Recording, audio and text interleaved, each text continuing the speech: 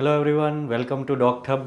I am doctor Sandeep Patel और आज हम बात करेंगे गुजरात क्लिनिकल इस्टेब्लिशमेंट एक्ट 2021।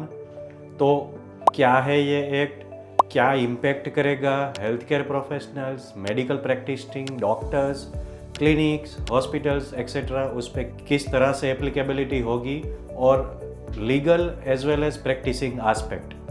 अब तक गुजरात में कोई भी हॉस्पिटल है, क्लिनिक है, डायग्नोस्टिक लैब है तो उसका रजिस्ट्रेशन म्यूनिसिपल कॉरपोरेशन के हेल्थ डिपार्टमेंट में एक पर्टिकुलर एक्ट के अंडर में होता था जिसका नाम था Gujarat nursing home registration act 1949।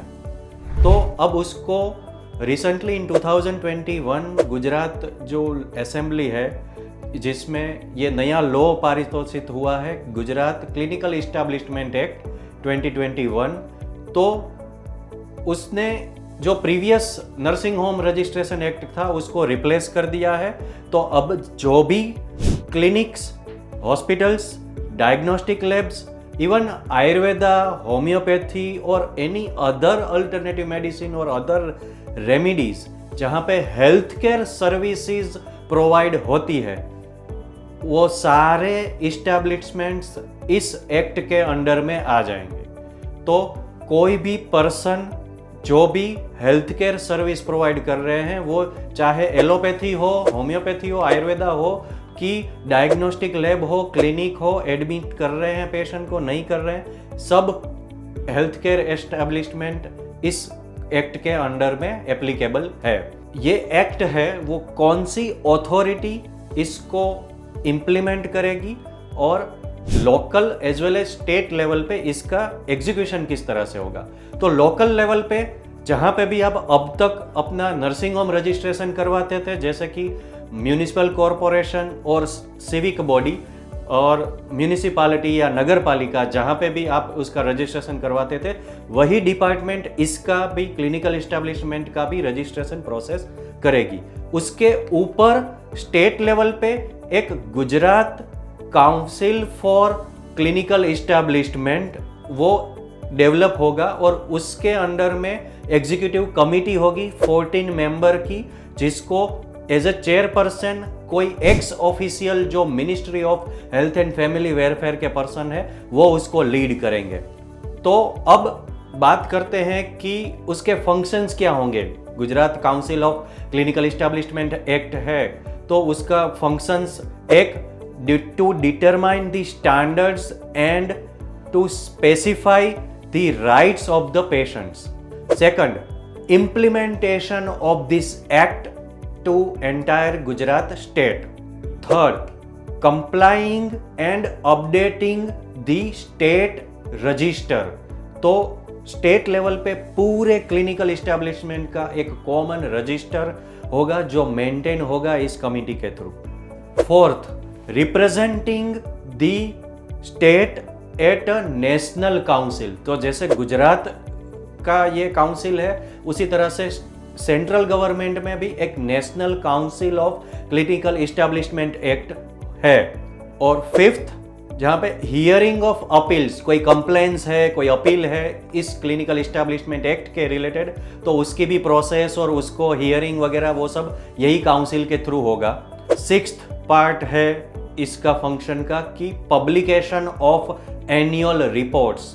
तो बात करते हैं कि क्या ये सिर्फ गुजरात के लिए ही है कि बाकी स्टेट में और इंडिया लेवल पे क्या है इसका इम्पैक्ट। इंडिया लेवल पे सेंट्रल गवर्नमेंट के थ्रू पार्लियामेंट में in 2010 the clinical establishment act 2010 already pass हो चुका है और इसका इम्प्लीमेंटेशन सारे स्टेट और यूनियन टेरिटरी लेवल पे करना है। एज वी नो कि इंडिया में health is a state subject, तो कोई भी लॉ है हेल्थ केयर रिलेटेड वो पहले पार्लियामेंट में एक जनरलाइज्ड एक्ट पास होता है और उसके बाद वो स्टेट लेवल पे स्टेट असेंबली के थ्रू उसके एक्ट वगैरह रूल्स रेगुलेशंस उसी सेंट्रल गवर्नमेंट के रूल्स और एक्ट के अंडर में स्टेट लेवल पे एक सेपरेट एक्ट और उसका एग्जीक्यूशन फर्दर होता है।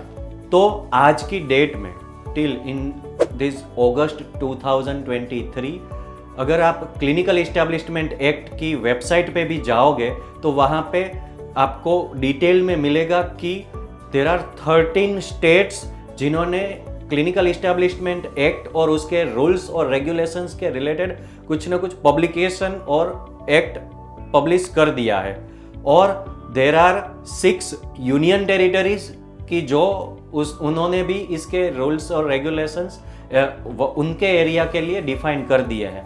तो अब गुजरात में already recently in times of India में न्यूज़पेपर में आया था कि अहमदाबाद म्यूनिसिपल कॉरपोरेशन में बड़े जो हॉस्पिटल्स है 80 to 100 बेड के अराउंड, वहाँ के उनके लिए अभी ये प्रोसेस फेज़ 1 में स्टार्ट किया है, उनके रजिस्ट्रेशंस वगैरह।